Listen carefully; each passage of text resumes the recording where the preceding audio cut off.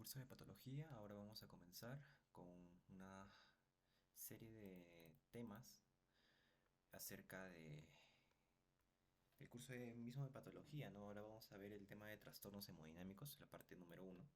Vamos a comenzar definiendo un edema. Un edema es la expansión anormal, localizada o generalizada en el espacio intersticial. Ahora, definir acá de arranque, ¿no? ¿Qué es espacio intersticial? Nos da a entender que es un edema extracelular, pues un edema que está fuera de la célula, ¿no?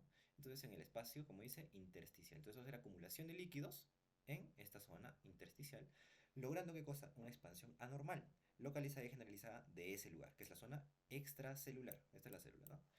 Entonces, eh, desde el punto de vista clínico, un edema se identifica como una expansión visible, o sea, ya es visible, ¿no? Y también es palpable. Lo vamos a ver también con una prueba, ¿no?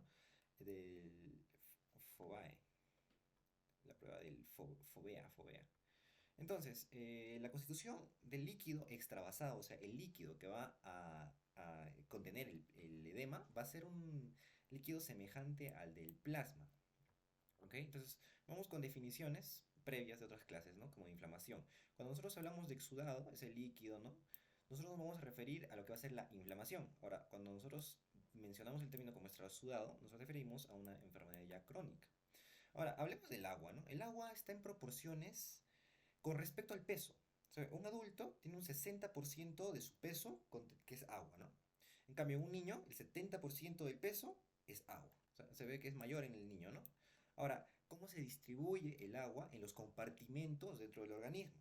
Nosotros tenemos que 2/3 del agua está comprendido dentro del espacio intracelular. Entonces, una célula, su contenido, pues tenemos aquí orgánulos, ¿no? Y todo el contenido que pueda tener el citoplasma, ¿no? Está conteniendo agua.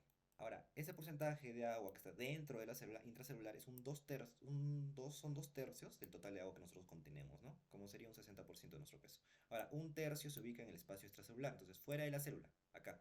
En el espacio intersticial también tenemos agua, que es un tercio y es menos, ¿no? Un tercio afuera y 2/3 adentro.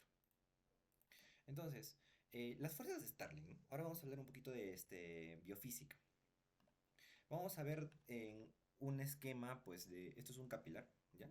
Un capilar que lleva, pues, sangre que puede hacer el intercambio gaseoso, ¿no? Da oxígeno y se lleva CO2, ¿ya? Entonces, como tiene esa función de hacer el intercambio gaseoso, un capilar tiene un extremo que va a ser arterial y un extremo venoso, ¿ya? En el extremo venoso que va a permitir salida de CO2, ¿no? Entrada de CO2, perdón, y en el extremo arterial salida de oxígeno hacia las células, ¿ya? Aquí digamos hay una célula, ¿ya? Aquí es el intercambio. Entonces, es importante acá definir lo siguiente. El extremo arteriolar, como lo mencioné, ¿no? Donde va a salir oxígeno y va a recibir CO2 posteriormente en el extremo venoso. Aquí, ¿qué sucede? La presión hidrostática es mayor a la oncótica. Ahora, ¿qué es la presión hidrostática? ¿Qué es la presión oncótica? Ahora, hay varios nombres, es importante no confundirse, ¿no? Principalmente la presión oncótica, que tiene otro nombre, que es la coloidosmótica, son lo mismo, diferentes nombres, ¿ok? Entonces, se explica de esta manera. Este es el lecho capilar, este es el vaso capilar, el contenido sanguíneo tiene un flujo laminar, ¿no es cierto? Y lo que pasa es que mientras transcurre a lo largo de los vasos sanguíneos, choca contra las paredes. Choca contra las paredes del vaso, que es el endotelio, ¿no es cierto? Ahora, esa fuerza que se ejerce contra la pared vascular se le llama presión hidrostática. Y esa fuerza está ejercida por la misma sangre al chocar contra las paredes. Entonces, lo que va a querer esa presión hidrostática va a ser traspasar la pared del vaso sanguíneo y salir hacia afuera. ¿Ya? Eso es lo que hace la presión hidrostática. Ahora, si no hubiera alguna fuerza que lo contrarrestara fácilmente, la presión hidrostática ganaría y el contenido sanguíneo saldría y se habría una extravasación, ¿no? Pero hay una fuerza que la contrarresta, es la presión oncótica, o mejor dicho también, la presión coloidosmótica, ¿ya? La presión coloidosmótica permite que se jale líquido hacia el interior del vaso sanguíneo, contrarrestando así a la presión hidrostática, ¿ya? Y principalmente la presión coloidosmótica o la presión oncótica, nombres son sus diferentes nombres, está mediado por proteínas plasmáticas. ¿Y ahora qué proteína? Albúmina, ¿ya? Proteína sintetizada en el hígado que permite, ¿qué cosa? Atraer líquido. Entonces, Digamos que esta bolita moradita es la albúmina. La albúmina representa a la presión oncótica o también llamado presión coloidosmótica. Entonces son dos fuerzas que constantemente van a estar en eh, constante equilibrio para mantener, ¿qué cosa? El líquido celular, el líquido sanguíneo, el líquido del capilar dentro y que no haya una extravasación. Y solamente ocurra en qué momentos, cuando sea necesario que la sangre salga o que el contenido sanguíneo salga o que ingrese, ¿ya? Y eso va a depender del extremo arterial o el extremo venoso. Entonces, dependiendo de eso, en el extremo arteriolar, la presión hidrostática va a ser mayor a la presión oncótica, lo que quiere decir que la presión que se ejerce contra los vasos sanguíneos va a ser mayor, permitiendo ¿qué cosa? Que salga el contenido sanguíneo hacia la célula. Entonces, el agua, los electrolitos y los nutrientes se difunden al intersticio y a las células, lo que quiere decir que el agua, el contenido electrolítico y los nutrientes dentro del capilar va a poder salir ¿hacia dónde? Al intersticio. ¿Ok? Este es el intersticio y posteriormente a la célula, ¿ya? ¿Eso dónde? En el extremo arteriolar, ¿ya? Permite la difusión. Ahora, en el extremo venoso, ¿qué sucede? La presión hidrostática es menor a la presión oncótica, entonces la presión oncótica va a ser mayor a la hidrostática. Entonces, de esta manera, ¿qué va a permitir? Que la presión hidrostática disminuya. Entonces, por la resistencia que opone la parte arteriolar del capilar, va a haber un predominio de la presión oncótica de las proteínas, o sea, la albúmina, ¿no es cierto? Entonces, en el extremo venoso ya no va a haber pues, una difusión hacia el intersticio, tanto de la agua y los electrolitos y los nutrientes. Ahora, el intersticio. En esta zona intersticial, ¿qué sucede? Por acá, la zona intersticial, ¿qué va a suceder? La presión hidrostática, tanto como la presión coloidosmótica, o sea, la presión oncótica, son aproximadamente iguales, lo cual menciona que se anulan entre sí, logrando de esa manera qué cosa? Que se equilibren, tanto la presión que pide que salga y la presión que mantiene el líquido, se equilibran y de esa manera evitan la acumulación de líquido en condiciones normales. Entonces, de esa manera permitimos que en el intersticio el líquido se mantenga. Ahora, el exceso mínimo de filtración, porque puede haber un exceso mínimo, ¿ok? Por eso decimos que la igualdad entre la presión hidrostática que sale y la presión coloidosmótica o oncótica que entra es aproximada. ¿Ok? Pero hay una porción mínima de filtración. Ahora, esa porción que se filtra al intersticio del líquido, que se filtra al intersticio, es drenada por el sistema linfático. Nosotros tenemos también vasos linfáticos. Acá tenemos.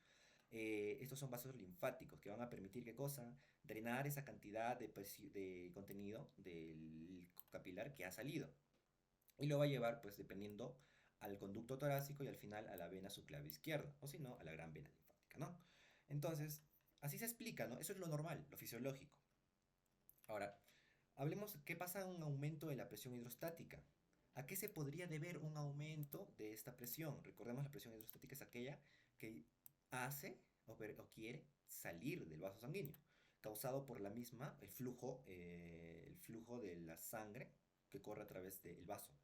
Entonces, un aumento de la presión hidrostática puede deberse a qué cosa? Una disminución del retorno venoso. Ahora, ¿cómo se explica esto? Es causado fundamentalmente por aquellos trastornos que van a alterar al retorno venoso, como un ejemplo de la trombosis venosa y una insuficiencia cardíaca, ¿no? Entonces, de esa manera, ¿qué puede suceder? Que la presión hidrostática aumente. ¿Ya? Aquí se observa cómo aumenta la presión hidrostática y la presión oncótica, comparación es menor. Ahora, la reducción de la presión osmótica del plasma. Ahora, hablemos del caso de la hipoalbuminemia, ¿no? Entonces, cuando hay causa de la síntesis inadecuada de esta proteína, o sea, simplemente tenemos albúmina baja, ya sea por el aumento o la pérdida de albúmina, ¿no? Por un aumento de la pérdida, perdón, de la albúmina creciente, ¿no? ¿Qué va a suceder? Esto se debe principalmente a un síndrome que se llama el síndrome nefrótico, el cual es un daño ¿dónde? En los podocitos, ¿ok? En los podocitos, recordemos esa estructura histológica. Ahora, ¿qué va a suceder? Va a perderse proteínas mediante la orina, y eso se lo conoce como proteinuria. Se considera proteinuria más de 3.5 gramos de pérdida de proteínas al día. Ahora, por consecuencia, una proteína es la albúmina. La albúmina se va a perder, entonces va a haber hipoalbuminemia, que también son los mismos valores, ¿no? Cuando hay menos de 3.5 gramos por decilitro de esta cantidad de proteína, que la albúmina media a la presión coloidosmótica o oncótica. Ahora, ¿qué va a suceder? El organismo va a tratar de sintetizar más albúmina. Ahora, por consecuencia, también el hígado, que sintetiza la albúmina, va a producir una hiperlipidemia, ¿ya? Entonces, en este punto, así se explica la reducción de la presión osmótica en el plasma, ¿ok? La presión en el plasma, esa presión que permite que el contenido se mantenga hacia el interior, mediado por la presión poloidosmótica o oncótica, mediado por la albúmina. Entonces, si se reduce la presión osmótica dentro del plasma, puede deberse a un caso de hipoalbuminemia causado por un síndrome nefrótico, la pérdida de proteínas más de 3.5 gramos por día, ¿no? Mediado debido a un daño en los podocitos, ¿ok? Entonces, ahora hablemos de la permeabilidad anormal de la pared capilar a las proteínas, ¿no? Eso se puede deber a un caso de quemaduras, ¿no? Digamos, la causa más común de esta permeabilidad anormal de la pared capilar son las quemaduras. Otros casos también son los traumatismos, otros son las inflamaciones o también reacciones alérgicas. Ahora, mencionamos que si hay una quemadura de un 50 a un 80% en la superficie del cuerpo, la persona puede fallecer. ¿Por qué? Por una pérdida de líquidos. Recordemos cuánto es el porcentaje, ¿no? En proporción al peso de agua en el adulto, es un 60%, ¿no? Ahora recordemos, ya hemos recordado eso, ¿no? Entonces, ¿qué sucede en un caso de quemaduras? Hay una permeabilidad anormal en la pared del capilar. ¿Qué es el capilar? ¿Ya? La pared tiene una permeabilidad, ¿no? Que está mediado también por las fuerzas hidrostáticas que quieren salir y las fuerzas oncóticas que impiden que salga y que se retengan líquidos dentro del capilar. Entonces, en caso de quemaduras, la permeabilidad del vaso sanguíneo se altera, permitiendo que el líquido pueda traspasar, ¿no? Entonces, como hay pérdida de líquidos en el vaso sanguíneo, nosotros estamos entrando en un caso de hipovolemia, posteriormente shock y muerte. ¿Ya? Entonces, ahora hablemos del caso de retención de sodio y agua. ¿Qué sucede? En el aumento de la retención de sal, con su forzosa retención de agua asociada, causa un aumento de la presión hidrostática y disminución de la presión coloidosmótica, ¿no? Entonces, ¿qué sucede? Cuando nosotros consumimos bastante sal, aumenta la presión hidrostática. Ahora, ¿por qué sucede eso, no? La sal es cloruro de sodio, ¿no? ¿No? Cloruro de sodio, ¿ya? Entonces, el cloruro de sodio es un ¿qué? Un soluto, ¿ya? Es un soluto. Entonces, ¿recuerdas tú la propiedad de la osmolaridad? ¿No? ¿Qué quiere decir? Tenemos dos vasos. Acá tenemos líquido, acá también tenemos líquido, agua. Ahora, en esa agua nosotros vamos a disolver ¿qué cosa? En este caso sodio, ¿ya? Tenemos acá n cantidades de sodio en el primer recipiente y acá tenemos n cantidades menos 1, ¿ya? O sea, lo que quiere decir que acá hay menos concentración de ¿qué? De sodio, que viene a ser nuestro soluto. Entonces, la propiedad dice lo siguiente, ¿ya? De donde hay menos soluto, ¿ya? El líquido va a pasar de donde hay menos soluto a más soluto, ¿ya? Entonces, si acá hay más soluto de sodio, acá hay menos soluto de sodio, el líquido que está acá donde hay menos soluto de sodio, o sea, el agua va a pasar hacia donde hay más soluto, ¿ya? Entonces el agua va a pasar por efecto de osmolaridad hacia donde hay más soluto. Entonces, ¿qué pasa? ¿Ya? ¿Qué pasa cuando nosotros tenemos exceso de consumo de sodio en nuestra dieta? En los vasos sanguíneos, nosotros que vamos a tener incremento de H2, de cloruro de sodio, ¿ya? Entonces, como incrementa acá la cantidad de cloruro de sodio, el soluto, ¿qué va a suceder? Va a llamar agua del intersticio, ¿ya? Entonces, ¿haciendo qué cosa? Que haya más volemia, más cantidad de líquido en el vaso sanguíneo. Entonces, si incrementa la cantidad de líquido en este vaso sanguíneo, la presión que va a ejercer la cantidad de líquido que ahora es mayor, va a ser mayor. Entonces, ¿cómo se llama esa presión que ejerce? Presión hidrostática. De esa manera, ¿no? Entonces, incrementa la presión hidrostática. Ahora, la disolución puede provocar también la disminución de la presión coloidosmótica, ¿no? Pero eso lo vamos a ver un poco más adelante, más explicado. Ahora, la obstrucción de vasos linfáticos. Eso se puede deber principalmente a infecciones parasitarias, como es el caso de la filariasis. Hay un parásito que es el Wencheria brancotti. ¿Esto qué sucede? ¿Qué provoca? Provoca una inflamación crónica que daña al endotelio, ¿ya? Y eso provoca fibrosis y obstrucción linfática. Ahora, como hay obstrucción linfática, no va a haber ¿qué cosa? Drenaje de la cantidad de líquido que sea extravasado al intersticio. Entonces, puede deberse esta obstrucción de los ganglios linfáticos, ¿no? como mencionábamos, a infecciones parasitarias. Otro también puede ser el caso de traumatismos, ¿no? Fibrosis o tumores infiltrantes o algunos microorganismos infecciosos que son pues como la Bencheria bancrofti afectan directamente a los vasos linfáticos y alteran ¿qué cosa? El proceso de eliminación de líquido intersticial. Recordemos acá, ¿no? En el intersticio, tanto la presión hidrostática y la presión coloidosmótica son aproximadamente iguales, pero el exceso mínimo de filtración que pueda suceder, ¿no? Hacia la zona del intersticio, recordemos aquí era el intersticio, ¿no? ¿Ya? O sea, eventualmente la presión hidrostática puede ganar, puede salir un poquito de líquido hasta el intersticio. Ahora, esa cantidad de líquido que se acumula acá no se queda, es drenado. ¿Por qué? Por los vasos linfáticos que conducen a la final al conducto torácico y a la vena subclave izquierda. ¿Ya? Entonces, ¿qué sucede si estos vasos están obstruidos? Digamos acá, hay una obstrucción por fibrosis. ¿Quién lo provocó? La filariasis, ese Wencheria bancrofti, que provocó que cosa una lesión en el vaso, en la pared de este vaso, posteriormente fibrosis y obstrucción. Entonces no va a haber un correcto drenaje de este líquido. Entonces el líquido en la zona intersticial aumenta, provocando edema. ¿Ya? Entonces, cuando el edema es localizado, se le considera como linfedema. O sea, un solo lugar, ¿no? Ahora, cuando es ya generalizado, se le conoce como elefantiasis, esta enfermedad, ¿no? En los miembros inferiores sobre todo, ¿no? Y es un aumento del tamaño, ¿no? Es una edematización. Ahora, este caso ya es irreversible, ¿no? Ya que lo tenemos, ¿no? La presión oncótica, hidrostática en constante equilibrio, ¿no?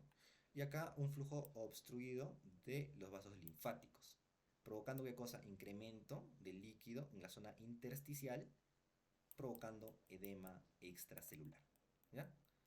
Al principio habíamos mencionado que era extracelular, ¿ya? Entonces, grupo fisiopatológico del edema, el aumento de la presión hidrostática, ¿ya? Puede deberse a la disminución del retorno venoso, lo dijimos, ¿no? Eso se relaciona a la insuficiencia cardíaca congestiva, ¿no? Principalmente. Ahora, también a la pericarditis constrictiva, a casos de ascitis y obstrucciones o compresiones venosas, ¿no? Ahora, en el caso de obstrucciones o compresiones venosas, puede ser la trombosis de compresión exógena, puede ser por masas o inactividad prolongada de los miembros inferiores. Y eso puede ser un edema en declive. Ahora, la dilatación arteriolar. Ahora, si hay dilatación arteriolar, o sea, ¿qué cosa va a suceder? Puede haber una alteración en la permeabilidad del vaso sanguíneo. Esto se puede deber a las quemaduras. Ahora, el trastorno de la regulación también neurohormonal, ¿no? Entonces, todo ello nos lleva a ¿qué? A edemas, ¿no? Ahora, la disminución de la presión osmótica del plasma por caso de hipoproteinemia. Principalmente, ¿qué proteína? Albúmina, ¿ya? Que esta medía es un mediador de que la presión coloidosmótica o también llamada presión oncótica, que permite ¿qué cosa? Que el contenido del líquido del capilar se mantenga, ¿ya? Es el contrario de la hidrostática. Entonces, ¿cómo puede suceder, ¿no? Un caso de hipoproteinemia, en caso de glomerulopatías con pérdidas de proteínas, el caso típico del síndrome nefrótico, pérdidas de proteínas, ¿no? De más de 3.5 gramos de proteína al día, ¿no?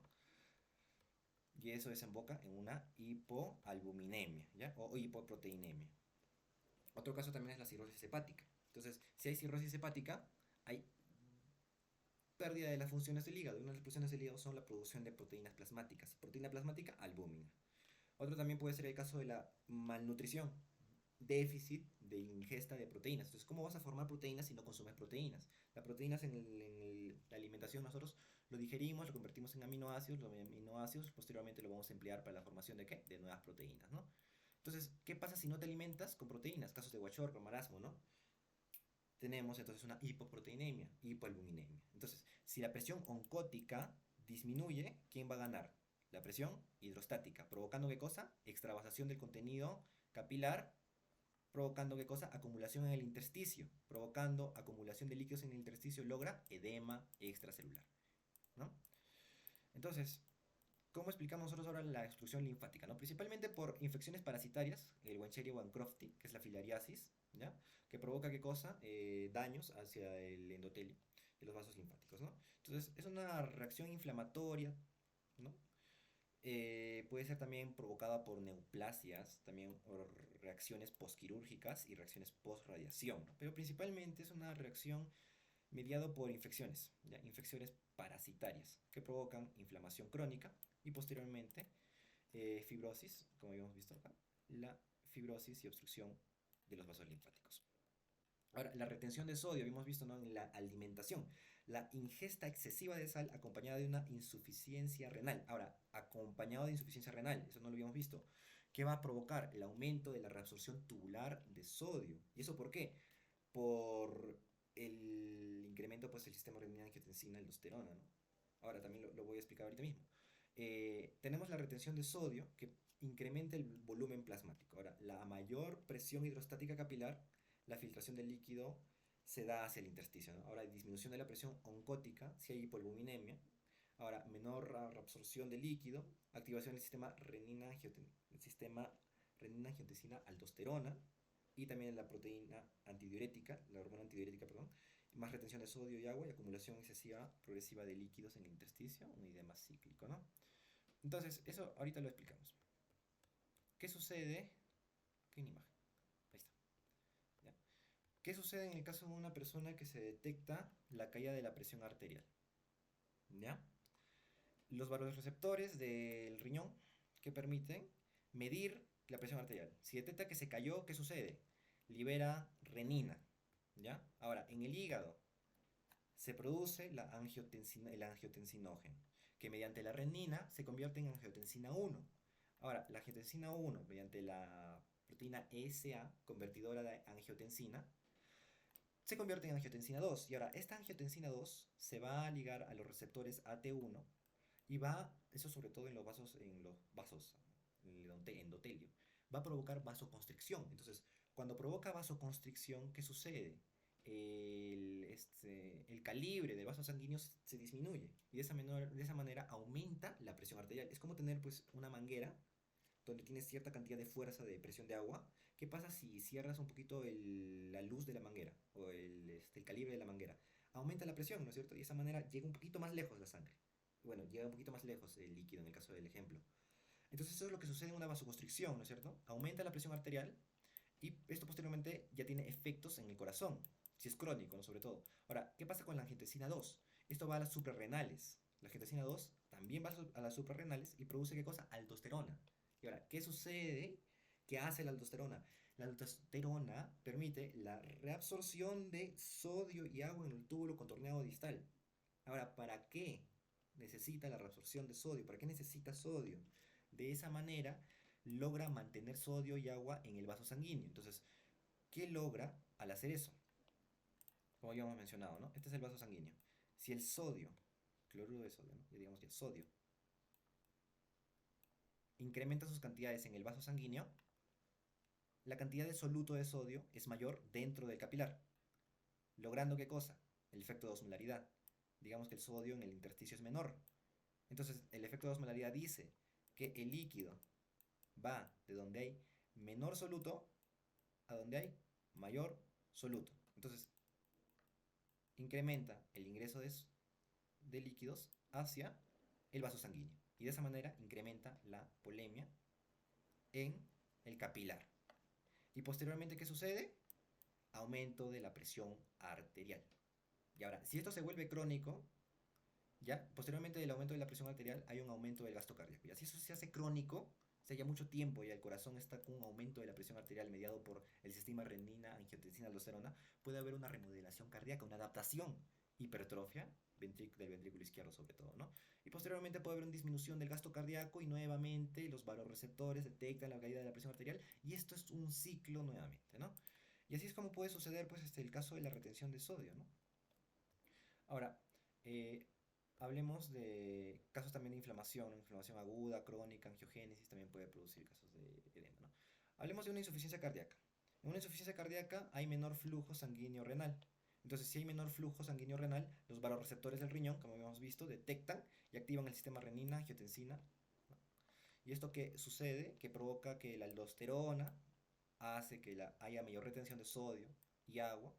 Y esto puede también deberse por una mayor ingesta de sal, ¿ya? También aumenta eso, lo cual incrementa la volemia en el vaso sanguíneo. Entonces, haciendo que el flujo sea compensado, ¿no? Y ahora, esto puede llevar a casos de edema, ¿no? Si la presión hidrostática en el vaso sanguíneo, a ver, la presión hidrostática en el vaso sanguíneo es mayor, puede extravasarse el contenido y logrando edema, ¿no? Ahora, ¿qué va a suceder? en una insuficiencia cardíaca, la presión hidrostática capilar también es mayor, logrando también causando edema, ¿no? Ahora, si hay malnutrición, menor síntesis hepática, o también en el caso de síndrome nefrótico, esto ya se liga directamente a las proteínas plasmáticas, o sea, la albúmina, ¿qué va a suceder? Va a haber una pérdida de proteínas plasmáticas, pérdida de albúmina, ya sea por malnutrición o ya sea por el síndrome nefrótico, pérdida de proteínas, 3.5, más de 3.5 miligramos por día. ¿Qué va a suceder? Disminuye la presión osmótica del plasma, o sea, la presión coloidosmótica, ¿no? Seguimos acá en el vaso sanguíneo, ¿no? Entonces, si esta presión oncótica que permitía la retención de líquidos disminuye, mayor va a ser la presión hidrostática, permitiendo que salga el líquido, causando edema. Entonces, las causas de un edema son el incremento de la presión hidrostática, el mayor consumo de sal, la disminución de la presión oncótica y también en el caso de la filariasis, la obstrucción linfática, ¿no? Morfología del edema. El diagnóstico es más macroscópico que microscópico. La microscopía se observa, ¿no? Una hinchazón sutil de la célula, acompañada de la separación de los elementos de la matriz extracelular. La localización más frecuente de los edemas son estos tres órganos, bueno, tres lugares, ¿no? El tejido celular subcutáneo, pulmones y cerebro. Más frecuente, lugares de más frecuencia de formación de edemas, pulmones, cerebro y tejido celular subcutáneo, ¿no? Acá tenemos un pulmón. El peso normal es de 230 a 300 gramos. El edema puede hacer ¿qué cosa? Que el peso incremente hasta incluso 3 veces más, llegando a pesar hasta 1 kilo, ¿no? Y así se observa.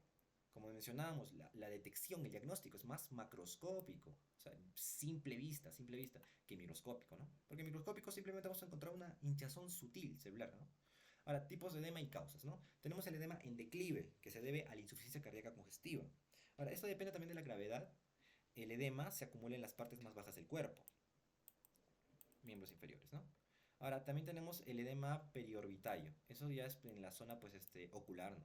Puede deberse al síndrome nefrótico, ¿no? Entonces, tenemos paciente con edema en la zona auricular, un poquito inflamado, ¿no? Se observa. Ahora, un edema generalizado puede ser más evidente, pero en la zona periorbitaria, porque recordemos que el síndrome nefrótico es la pérdida de albúmina. Ahora, la albúmina ya es un poquito más generalizado, porque eso se encuentra, ¿qué cosa? En el torrente sanguíneo. Y entonces eso podría ser también un edema generalizado, ¿no? Pero es más evidente en la zona periorbitaria. Además, porque no lo mencionamos tampoco tanto como si fuera generalizado por el síndrome nefrótico, porque el edema generalizado se le considera como una anarasca, ¿no? Anasarca, perdón. Es la acumulación ya extrema de líquido en todo el cuerpo. Entonces, ¿cómo se le denomina al edema generalizado? Anasarca, ¿no? Ahora, el edema localizado generalizado es ya debido a un edema cerebral, ¿no? Se localiza en el sitio de la lesión, puede ser un absceso, puede ser mediado por un absceso, o en el caso de neoplasias, ¿no? Como es el ejemplo del tumor del glioblastoma, ¿no? Y en este caso también este edema cerebral puede ser también generalizado. Acá tenemos un pulmón más, ¿no? ¿Qué sucede cuando nosotros lo observamos? Vemos una apariencia espumosa, debido a que al contacto del líquido, del edema, con el aire, ¿no? Y eso también se puede observar ya un poco extrapolando, ¿no? A casos de hemoptisis, cuando hay sangre, un paciente vomita sangre, pero con burbujas, ¿no? Entonces ahí ya puedes detectar, pues, la hemorragia es pulmonar, ¿no? Ahora, acá tenemos un pulmón, como se observa histológicamente en caso de edema. Estos son los tabiques, ¿no? En los tabiques nosotros tenemos vasos sanguíneos. ¿Qué encontramos en los vasos sanguíneos? Septos con una vasculatura congestionada, ¿ya? Los vasos sanguíneos van a estar congestionados. Ahora, en el contenido, pues, alveolar vamos a encontrar microgránulos de color rosado también, ¿ya? Eso es lo que se observa en histología. Ahora, aquí tenemos también un cerebelo, ¿no? Aquí nosotros tenemos los dos lóbulos, el puente, el enclavamiento donde encontramos nosotros las amígdalas cerebelosas. ¿Qué observamos acá? Un edema perineuronal, ¿no? Aquí observamos como hay líquido en la zona aledaña de la neurona. El examen físico y características, ¿no? Recordemos que es macroscópico esto del edema. La localización y distribución de un edema, si es localizado, principalmente lo vamos a encontrar en miembros, extremidades, ¿no? La cara, en la zona palpebral, o sea, referente a los párpados, y la región presacral, ¿no? Ahora, si es generalizado, ya lo mencionamos, se denomina como anasarca. Ahora, dependiendo de la intensidad, ¿cómo lo vamos a medir? El signo de la fovea o de Godet, que se mide mediante cruces, ¿no? Ahora, acá lo tenemos, el signo de la fovea. Es una prueba fácil y rápida que nos permite identificar el grado del edema en una región. Entonces, tenemos acá una cruz. Ponemos una cruz si es que observamos una depresión leve de 2 milímetros, pero con una desaparición casi instantánea. O sea, presionamos e instantáneamente regresa a su sitio en la piel. ¿Ya? Entonces, si es así, nosotros estamos frente al caso de una cruz. Ahora, dos cruces. Cuando la depresión ya es de 4 milímetros, ¿no? Ya incrementa un poquito más el espacio que puedes ya un poquito deformarlo. Ahora una desaparición aproximadamente de 10 segundos. ¿Ya? Entonces acá era casi instantánea, ¿ya? Entonces, instantánea la desaparición de la hendidura, ¿no? Ahora, ¿qué pasa si la hendidura es un poquito más grande, ¿no? 4 milímetros y demora 10 segundos en volver a la normalidad? Estamos frente al caso de dos cruces. Ahora, en el caso de que una depresión ya sea ya de 6 milímetros y una desaparición en un minuto, son tres cruces. Ahora, en el caso de que la depresión ya sea de 1 centímetro y la persistencia de esta depresión sea de 2 a 5 minutos, son cuatro cruces. Entonces, esto está, se pesa también diariamente al paciente, ¿no? Y se mide el perímetro de la región edematizada, ¿no? Y de esa manera podemos medir la intensidad por el signo de la fovea, ¿no? Ahora, la consistencia, puede haber consistencia blanda, como en el caso de un problema renal, ¿no? O también una consistencia dura, como en el caso de los linfedemas, vimos cómo es el asunto, ¿no es cierto? Acá, síndrome nefrótico. La elasticidad, ¿cómo lo vamos a observar un edema? Si es elástico, en el caso de que retorna inmediatamente. Entonces, si es una cruz, digamos, ¿ya? Si es una cruz, entonces la desaparición de la hendidura es instantánea. Quiere decir que es un edema elástico, ¿no? Una apariencia elástica. Entonces, podemos deberlo, mencionarlo a un caso inflamatorio, simplemente. Ahora, si es inelástico, hay una demora de retorno, ya de 2, 3 hasta 4 cruces, ¿no? Dependiendo del tiempo, lo mencionamos que es simplemente elástico, ¿no? Ahora, en el caso de la temperatura, si observamos que, bueno, si podemos tomar la temperatura del edema, ¿no? Y lo vemos, ya que es de una apariencia, pues, con rubor, que es caliente, ¿no? Y se acompaña incluso de dolor al tacto, estamos frente a un caso inflamatorio. Ahora, también puede haber casos no inflamatorios. Ahora, sensibilidad, si es doloroso, es inflamatorio. Acá lo ligamos, ¿no? Ahora, si no duele, es no inflamatorio. Otras alteraciones pueden ser una apariencia pálida, cianosis, ¿no? Eritema, piel lisa y brillante y arrugada. Ahora hablemos de la celulitis, ¿no? Las características de este caso, de este edema, que se vierte en la foto, es que es inflamatorio. Entonces, ¿qué podemos decir? Que dolor al tacto. Ahora, la piel se observa lisa y brillante, ¿no? Ahora, esas son las características para el caso de una celulitis. Ahora, puede ser por infecciones bacterianas, ¿no? Como puede ser el caso del Staphylococcus aureus. Entonces, ahora hablemos del caso de la hiperemia y congestión. La definición de ambos es un aumento en el volumen sanguíneo dentro de los tejidos. La hiperemia es un proceso activo. ¿Por qué?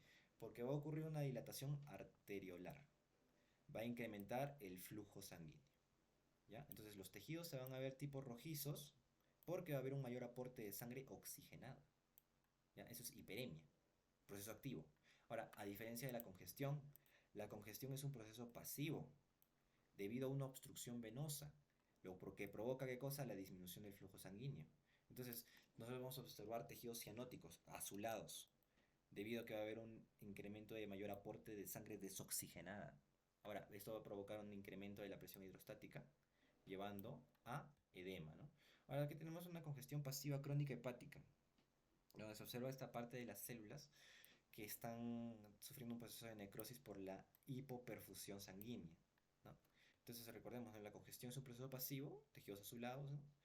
Porque hay sangre desoxigenada, ¿no? Ahora, hemorragias. Definamos ciertos términos. Diatetesis hemorrágica es la tendencia a sangrar por lesiones que habitualmente carecen de importancia sin que haya rotura de arterias o venas gruesas. Un caso típico, hemofilia, es una enfermedad, ¿no? Tipo hereditaria también. ¿Ya? Entonces, hay tendencia a sangrar. Muchas veces no hay una ruptura de arterias ni de venas gruesas, ¿no? Es un caso ya patológico la hemofilia, ¿no? Eso es diatesis hemorrágica. Ahora, el término, vamos a ver el término de hematoma. Hematoma es una masa de sangre que se acumula en el seno de un tejido. Acá nosotros tenemos pues el caso de muchas veces se forman hematomas, ¿no? por contusiones, ¿no? Es sangre que se acumula, pues. Ahora, las petequias son las lesiones más minúsculas, de 1 a 2 milímetros, ¿no? Lesiones minúsculas en la piel, en la mucosa, también en el caso de serosa, se acompañan con trombocitopenia y función plaquetaria defectuosa, o también defectos en el factor de coagulación. Así se observan las petequias. Son pequeños puntitos de 1 a 2 milímetros, son pequeños, minúsculos, los más pequeñitos, ¿no? Así se observa. Ahora, la púrpura son como si fueran conjuntos de petequias, ya un poquito crece, ya son más de 3 milímetros, así que se observa, ¿no? Esta es una púrpura, ¿ya? Vamos a dejarlo así. Una púrpura, más de 3 milímetros. Son algo mayores, pueden asociarse a lo anterior, casos de traumatismos, vasculitis o fragilidad vascular, ¿no? Eso es una púrpura, ¿no? Una petequia un poquito más grande y en conjunto de varias petequias, ¿no? Ahora, la equimosis es una hematoma subcutánea de mayor tamaño. Esta es una equimosis, ¿no? Ahora, la equimosis puede cambiar de color dependiendo el tiempo desde cuando se hizo la lesión. Si la lesión fue reciente, el color es oscuro, ¿no? En una equimosis. Pero también, si pasaron de 10 a 12 días, el color cambia amarillento. Y aquí se observa, ¿no? Cómo comienza a cambiar el color y amarillento, ¿no? Entonces, dependiendo del color, también podemos ver el tiempo de la lesión. Entonces, la equimosis es una lesión ya un poquito más grande, ¿no? De 1 a 2 centímetros. ¿Ya? 1 a 2 centímetros. Que suelen aparecer después de un traumatismo, ¿no? Y luego tenemos otros términos como son hemotórax, hemopericardio, hemoperitoneo y hemartrosis. Aquí observamos petequias y hemorragia en el intestino. También se observan en órganos viscerales, en vísceras, ¿no? Aquí observamos pequeñas petequias, ¿no? Recordemos petequias de 1 a 2 milímetros, ¿no? Y hemorragia en la zona mucosa. Ahora, aquí también observamos hemorragia en el cerebro por accidente cerebrovascular. Entonces, hemostasia normal. ¿Cómo se controla estas hemorragias? Tenemos pasos, tenemos puntos que ver. La vasoconstricción arteriolar. Se produce esto de manera inmediata. O sea, para reducir ¿qué cosa? El flujo sanguíneo al área afectada. Entonces, si hay una hemorragia acá, va a haber una constricción arteriolar. Entonces, las arterias que alimentan esta zona se constriñen para evitar ¿qué cosa? El flujo sanguíneo hacia esa área afectada, porque vamos a recordar pues, que aquí hay una hemorragia que se va a seguir perdiendo, hay una lesión. Entonces, esto es acentuada por la secreción de endotelina, ¿ya? Este producto, ¿ya? Va a mediar ¿qué cosa? Una vasoconstricción arterial. Y vamos a ver posteriormente otros productos que se secretan, ¿no? Entonces, la hemostasia primaria. ¿Qué sucede en la hemostasia primaria? Hay formación del tapón plaquetario. Ocurre tras la exposición del factor de von Willebrand y colágenos subendoteliales. Las plaquetas liberan gránulos secretores y se agregan para formar un tapón hemostático primario. Entonces, hemostasia primaria, ¿no? Era la formación del tapón plaquetario. A ver, eso se explica con esta imagen, ¿ya?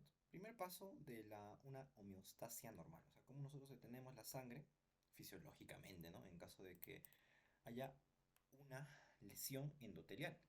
El primer paso era la vasoconstricción, ¿no? Recordemos por la endotelina, ¿no? La endotelina es una sustancia secretada principalmente por las células del endotelio.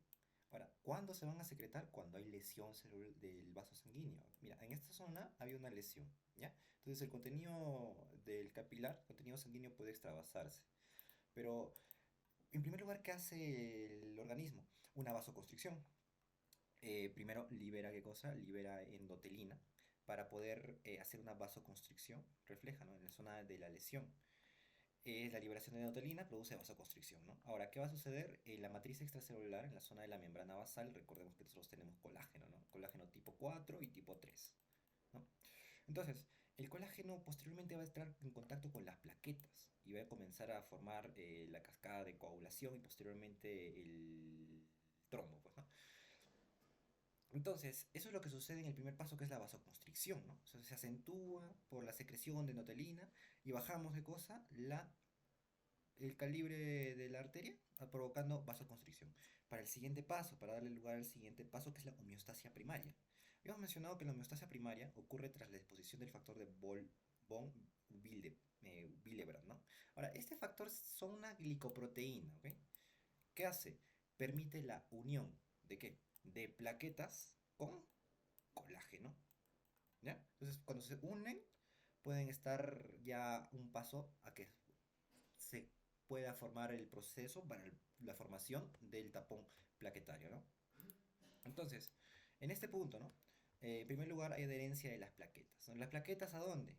A la zona de lesión. Recordemos que aquí hay colágeno. Entonces, gracias a el factor de von Willebrand, entonces se pueden unir.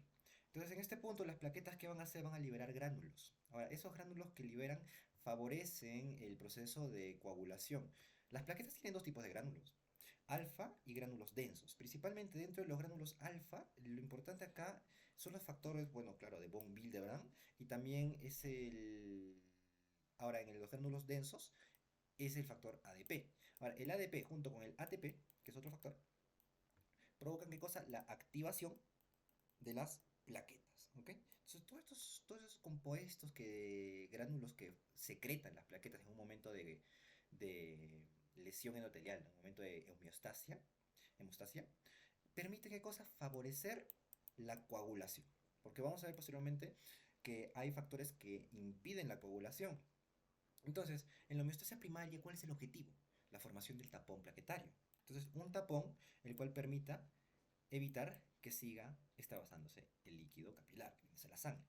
Entonces, ocurre tras la exposición del factor de Wolff-Windermann, recordemos, ¿no? Esos son secretados por los mismos gránulos densos de las plaquetas, que permiten la unión, ¿qué cosa? De las plaquetas al colágeno subendotelial, ¿no? Entonces, las plaquetas liberan gránulos secretores y se agregan para formar el tapón homeostático primario. Entonces, de esa manera las plaquetas llegan al colágeno y se unen y forman el pequeño tapón plaquetario, dando lugar a nuestro tercer paso, que es la homeostasia secundaria, que va a ser el depósito de fibrina. Esto ya se relaciona con el factor, con las cascadas de coagulación, ¿no? Entonces, inicia con la exposición del factor tisular, que activa al factor 7.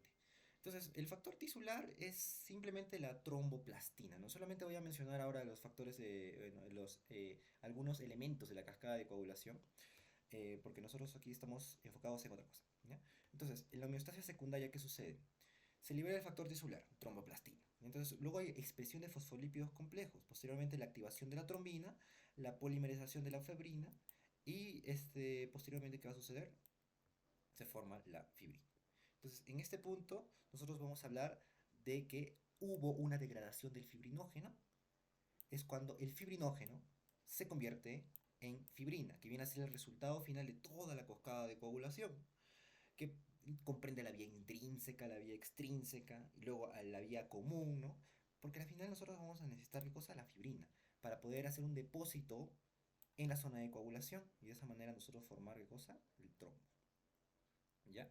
Entonces de esa manera la trombina se convierte en fibrinógeno y posteriormente en fibrina, eso ya es la degradación de fibrinógeno, formando, ¿qué cosa? Una malla estable, depósito de fibrina, ¿ya? Entonces, el cuarto paso es la estabilización y reabsorción del colágeno, ¿no? Entonces, la fibrina y las plaquetas se contraen formando un tapón homeostático ya permanente, ¿no? En este punto, el trombo y acontecimientos antitrombóticos, ¿no? La liberación de ciertas sustancias, ¿no? Hasta trombomodulina, ya estas son sustancias antitrombóticas. Porque ya que se cerró, pues, la vía por la cual se extravasaba el contenido capilar, el líquido capilar, entonces el endotelio ya no percibe, pues, que hay una pérdida. Entonces estamos nuevamente en un estado de homeostasis. Entonces, en un estado normal, el endotelio lo que prioriza es evitar la formación de coágulos, ¿ok? Eso es un estado normal, ¿ya? Porque imagínate que se formaran coágulos cuando no tuvieras heridas, ¿no? O en los vasos sanguíneos. Entonces tendrías problemas, ¿no? Como por ejemplo obstrucciones en los vasos sanguíneos, ¿no? Formación de trombos y posteriormente tromboembolismo, tromboembolia, ¿no? Y casos de isquemia. Entonces, ¿qué sucede en condiciones normales cuando no hay herida? El endotelio evita la formación de coágulos, ¿ya? Entonces tenemos propiedades antitrombóticas, como la primera, la propiedad antiplaquetaria. Entonces, el organismo, el endotelio, ¿qué libera? Libera la proteína PGL2 y el óxido nítrico, que además que son vasodilatadores, ahora recordemos, ahora es vasodilatación, porque antes era vasoconstricción, para el ejemplo de un caso de hemorragia, ¿no? Heridas. ¿No? Entonces, ahora son vasodilatadores, pero también son inhibidores de la agregación plaquetaria, ¿ya? Entonces, las células endoteliales expresan adenosina difosfato, ¿ok? Ahora, esta adenosina difosfatasa, perdón, degrada al gránulo beta o al gránulo denso de las plaquetas que le permitía pues activarse. Entonces, de esa manera que logran con la adenosina difosfato reducir la activación plaquetaria. Entonces, no activamos las plaquetas y de esa manera también es una propiedad antiplaquetaria para evitar los trombos, ¿no? Ahora, la propiedad anticoagulante. El endotelio expresa moléculas que se unen a la heparina. La heparina es una sustancia altamente coagulante. Aquí lo observamos. Hay moléculas parecidas a la heparina que logran inhibición de la trombina dentro de la cascada de coagulación, ¿no? Entonces, inactiva qué cosa? Los factores XA y 10A y 9A, ¿no? Y de esa manera inhiben la formación final de fibrina, ¿no? Entonces, hay presentación de trombomodulina, ¿ok? La trombomodulina es un receptor de la trombina que ayuda a inactivar la coagulación. La trombomodulina, en este punto, logra, pues, mediante la proteína C, ser activada y posteriormente mediante la proteína S, bueno, en complemento de la proteína S, forma una proteólisis, provoca una proteólisis de los factores 5A y 8A, ¿no? O nuevamente atacando a la vía de la cascada de coagulación. Entonces, posteriormente tenemos la vía, pues, propiedad antitrombótica fibrinolítica, que sintetiza TPA, ¿no? Es un activador tisular de plasminógeno, que esto provoca, ¿qué cosa? La disolución de coágulos, ¿no? Acá nosotros tenemos efectos endoteliales, la producción de el producto, pues, TPA, que también se va directamente hacia la cascada de la fibrinólisis, ¿no? Entonces, esas son propiedades, pues, antitrombóticas, ¿ya? Ahora, eso es en caso de que no haya lesión, ¿ya? Para evitar formar trombos innecesarios. Ahora, cuando sí hay lesión en el endotelio, hay propiedades protrombóticas, cuál finalidad va a ser frenar el sangrado cuando sí hay lesión. Tenemos nosotros los factores de von Willebrand, ¿ok? Que ayudan, ¿qué cosa? A la adhesión plaquetaria hacia el colágeno. Y de esa manera que logran formar, aquí estaba, el tapón plaquetario, ¿ya? Ese es el tapón plaquetario, gracias a los factores de von Willebrand. Son unas glicoproteínas, ¿ya? Entonces, se estimulan luego las endotoxinas bacterianas y citocinas, factores de necrosis tumoral, ¿no? Y las interleucinas 1, ¿no? Luego activa la cascada de coagulación extrínseca, ¿no? Entonces, ¿qué pasa a suceder? Secreta inhibidor del activador de plasminógeno que bloquea la fibrinólisis, ¿no? Ahora, los factores que pues ya favorecen la trombosis, ya lo habíamos visto, y también acá las plaquetas, ¿no? Existen dos tipos de granulaciones, o sea, dos productos granulares que tienen las plaquetas, que son los granulos alfa. Principalmente habíamos visto pues, los factores de von Willebrand, ¿no? Factor plaquetario y factor de crecimiento agregado a las plaquetas, ¿no? Y los gránulos densos, principalmente la ADP, que ayuda a activar, pues, y la ATP, que ayuda a activar a las plaquetas, ¿no? Entonces, aquí un pequeño resumen, ¿no? Al entrar en contacto con la matriz extracelular, las plaquetas sufren tres procesos generales. Uno, la adhesión y cambio de forma, ¿no? Se adhieren a la zona de la lesión, colágeno, ¿no? Ese es el factor de von Willebrand y forman la plaqueta, forman el tapón plaquetario y posteriormente tienen el caso de secreción, proceso de liberación, ¿no? Liberan sus gránulos. ¿Para qué? Para lograr activar la cascada de coagulación y finalmente lograr un efecto de degradación de fibrinógeno, provocando un depósito de fibrina, ¿no? Y de esa manera tenemos nosotros por un último punto la agregación.